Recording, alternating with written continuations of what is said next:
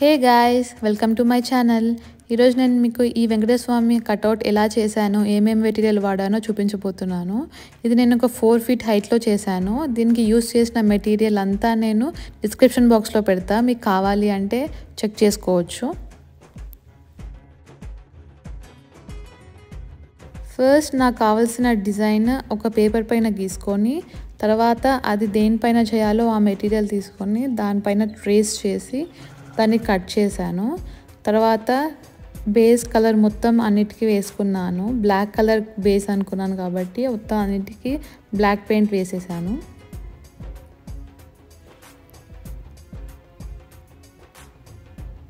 తర్వాత శంకు చక్రాలు కూడా తీసుకొని దాది కట్ చేసి దానికి కూడా బ్లాక్ పెయింట్ వేసేసాను. తర్వాత ఇప్పుడు దానిపైన ఉన్న డిజైన్ మొత్తం ఒక గోల్డ్ కలర్ పెన్తో నేను కొన్ని ఫ్రీ హ్యాండ్తో చేశాను, కొన్ని స్టెన్సిల్ వాడాను. ఈ గోల్డ్ పెన్ ఎలాంటి గోల్డ్ పెన్ వాడాలి అనేది నేను డిస్క్రిప్షన్ బాక్స్లో ఇస్తాను, మీకు చెక్ చేసుకోవచ్చు. ఇలా కొన్ని చిన్న చిన్న డిజైన్స్ ఉంటే ఫ్రీ హ్యాండ్తోనే గీసాను. కాంప్లికేటెడ్ డిజైన్స్ ఏమైనా ఉంటే నేను ఫస్ట్ ఒక పేపర్ పైన గీసుకొని అది కట్ చేసి ట్రేస్ చేసి గీసుకున్నాను. ఎందుకంటే నేను వాడే ఈ మెటీరియల్ పైన మనం డైరెక్ట్గా ఏదైనా గీస్తే మళ్ళీ మనం రబ్ చేసుకుంటే దానిపైన పడుతుంది, అలానే షేడ్ లాగా పడుతుంది. సో మనం ఏం చేసినా ఫైనల్ డిజైన్ పైన ఏది వేసుకోవద్దు. ఫస్ట్ ఒక పేపర్ పైన గీసుకొని దాన్ని కటింగ్స్ చేసుకొని దానిపైన ట్రేస్ చేసుకుంటే మనకి ఫినిషింగ్ అనేది నీట్గా వస్తుంది.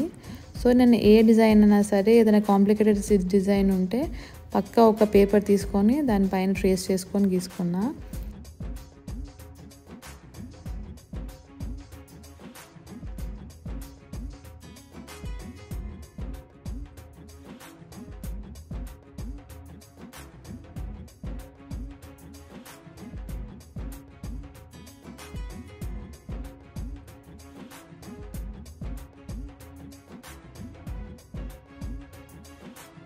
ఇలా పెన్తో అయితే బ్రష్ కన్నా చాలామందికి పెన్తో అయితే కొంచెం ఈజీగా చేయడానికి ఉంటుంది.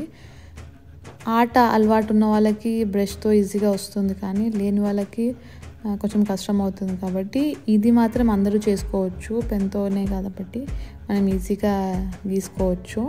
అండ్ ఇలాంటి స్టోన్స్ నేను అతికించానండి. ఇది నేను డాలర్ ట్రీలో కొన్నా, నేను డిస్క్రిప్షన్ బాక్స్లో కూడా పెడతాను మీకు.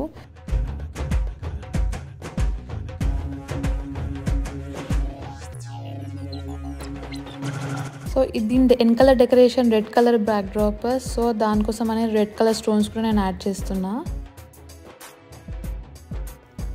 ఇదండి ఫైనల్ లుక్. ఈ వీడియో కొంతమందికన్నా యూజ్ అవుతుంది అనుకుంటున్నాను. మరో వీడియోతో మళ్ళీ కలుద్దాం. Bye bye, take care.